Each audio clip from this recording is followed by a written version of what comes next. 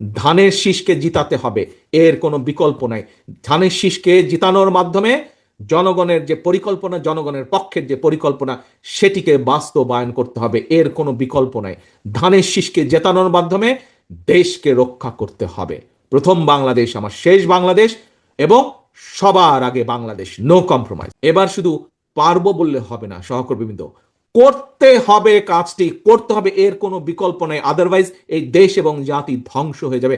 আমরা যদি সজাগ না হই, আমরা যদি এই যুদ্ধে মাঠে নেমে না পড়ি, এই দেশ ধ্বংস হয়ে যাবে।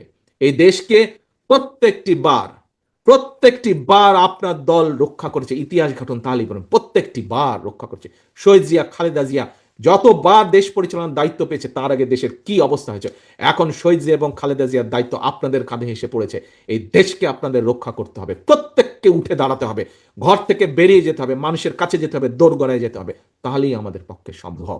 এলাকায় ফিরে যাবেন, ফিরে গিয়ে দয়া করে বসে থাকবেন না, ফিরে গিয়েই পরিকল্পনা করুন। যেতে যেতে দরকার হলে আপনার নেতা সহকর্মীদের সাথে কথা বলুন, এই পেয়েছি, কিভাবে প্ল্যানিং করব মানুষের কাছে যাবার জন্য, ব্যবস্থা করো, আসো আলোচনা করো। বাসে বসে বসে, ট্রেনে বসে বসে, প্লেনে বসে বসে আলোচনা করে ফেলেন কিভাবে প্ল্যানিং সাজাবেন।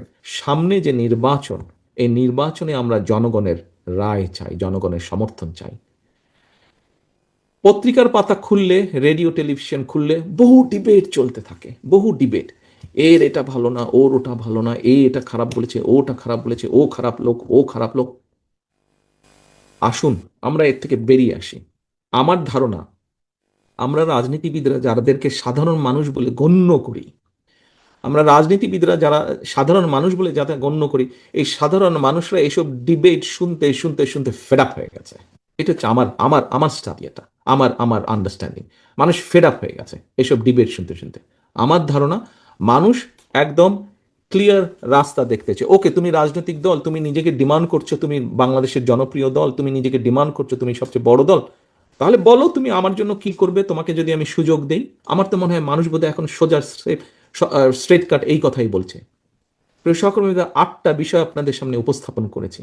আপনারা হাত তুলে বলেছেন এই প্রত্যেকটি বিষয় যদি আমরা 40%ও ইমপ্লিমেন্ট করতে পারি, তাহলে বাংলাদেশের মানুষ, যাদেরকে আমরা জনগণ বলি, তাদের এবং দেশের ভাগ্যের পরিবর্তন হবে। তাহলে মানুষ যে তর্ক বিতর্ক, কথা ঝগড়াঝাঁটি শুনতে শুনতে বিরক্ত, আমার নিজেরই বিরক্ত লাগে তো মাঝে মাঝে। এই যে যেসব কথাবার্তা আমার নিজেরই বিরক্ত লাগে, তাহলে বুঝেন সাধারণ মানুষের কতটা বিরক্ত লাগতো। আরে ভাই, তাকে বলতে হবে আপনি কিভাবে আইন শৃঙ্খলা ব্যবস্থা ঠিক রাখবেন। বাংলাদেশে গত বছর 7,000 মানুষ রোড অ্যাক্সিডেন্টে মারা গিয়েছে, একটা আশ্চর্য ব্যাপার। 30,000-এর মতন মানুষ পঙ্গু হয়েছে রোড অ্যাক্সিডেন্টে, 30,000-ই খুব সম্ভব বোধ হয়। 30,000-এর মতন মানুষ পঙ্গু হয়েছে বিভিন্নভাবে। আপনি চিন্তা করতে পারেন ওই পরিবারটার কি অবস্থা, যে আজকে অ্যাক্সিডেন্ট করে মারা গেছে তার পরিবার কি অবস্থা, যে একমাত্র আর্নিং মেম্বার যে ছিল সে পঙ্গু হয়ে বসে আছে। এটা কেমন সড়ক ব্যবস্থায়, সড়ক অবস্থায় এইভাবে এত দুর্ঘটনা কেন ঘটবে? এটাকে বন্ধ করতে হবে। তো দুর্নীতির জন্য lakh lakh crore crore billions of dollars পাচার হয়ে গেছে। হ্যাঁ, আমরা জানি কারা পাচার করেছে, কি কেন পাচার করেছে, কারা করেছে, যেটা এটাকে তো বন্ধ করতে হবে। তো আপনাকে স্বাস্থ্যসেবা যেগুলো নিয়ে আপনারা আলোচনা করেন, মানুষ এইগুলো জানতে চায়। মানুষকে বলতে হবে ইয়েস আমি করব, আমি এই করব। সহকর্মীবৃন্দ, এই যে বললাম একটু আগে ডিবেট হয়, পত্রিকার পাতা খুলে সব জায়গায় ডিবেট হয়। আজকে আপনাদের সামনে রাজনৈতিক দল হিসেবে বিএনপি আপনাদের সামনে, এবং আপনার দল আপনাদের সামনে, আপনার দল আপনার সামনে আজকে যে স্ট্রেইট কাট প্ল্যান আপনার সামনে উপস্থাপন করলো, দেখেন তো পত্রপত্রিকা খুলে, বক্তৃতা বিবৃতি দেখেন তো, আর কোন রাজনৈতিক দল এই মুহূর্তে যারা বাংলাদেশে আছে, তারা কোন রাজনৈতিক দল এরকম প্ল্যানিং দিয়েছে? কোন রাজনৈতিক, ইয়েস, কোন রাজনৈতিক দল আপনাকে কোনো প্ল্যান দিতে পারে নাই, দেশের মানুষকে কোনো প্ল্যান দিতে পারে নাই, পরিকল্পনা দিতে পারে নাই যে দেশকে আমরা কিভাবে সামনের দিকে এগিয়ে নিয়ে যাব। একমাত্র বিএনপি আপনার দল দিয়েছে। কাজেই এখন আপনার বসে থাকার সময় নেই, এখন আপনার বসে থাকার সময় নেই। আপনাকে যুদ্ধে নেমে পড়তে হবে। This is a war, this is battle. আপনাকে এই যুদ্ধে নেমে পড়তে হবে। কি যুদ্ধ?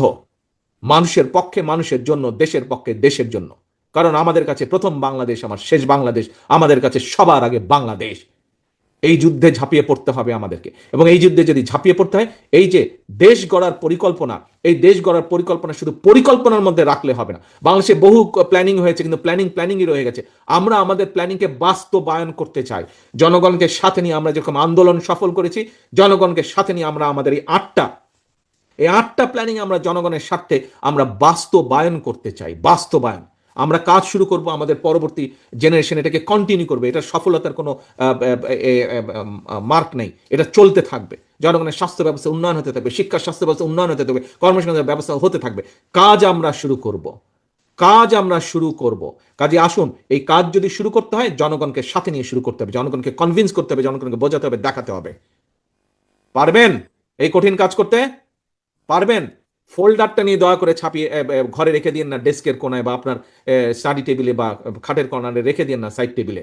ফোল্ডারে যা দিয়েছি, যার পক্ষে যতটি সময়, যে 10টি ছাপাতে পারবেন 10টি ছাপাবেন প্রত্যেকটি, যে 100টি পারবেন 100টি ছাপাবেন প্রত্যেকটি, যে 1000 পারবেন 1000 ছাপাবেন প্রত্যেকটি। ছাপিয়ে আপনার অন্য সহকর্মী যে আরো কয়টি আপনাকে ছাপিয়ে সহযোগিতা করে তার সহযোগিতা নেন, দলের শুভাকাঙ্ক্ষী আছে তাদের সহযোগিতা নেন, ভাই আমাকে 10,000 কপি ছাপিয়ে দেন। আপনার প্রত্যেক এলাকায় এরকম বহু শুভাকাঙ্ক্ষী আছে যারা দল করে না কিন্তু ধানের শীষে ভোট দেয়, তাকে বলুন যে আমার এই জিনিসগুলো জনগণের দোরগোড়ায় পৌঁছাবো, আমি তো ছাপাতে পারছি না, আপনার তো সক্ষমতা আছে, আপনি আমাকে দয়া করে যদি একটু ছাপিয়ে দেন, এই আমাকে যদি প্রত্যেকটি 10,000 করে 5,000 করে 2,000 করে ছাপিয়ে দেন, আমি অন্তত 10,000 লোকের কাছে রিচ করতে পারবো, তাহলে আমার পরিকল্পনাগুলো, দলের পরিকল্পনা মানুষের সামনে নিয়ে যেতে পারবো। পারবেন এই কাজটি করতে?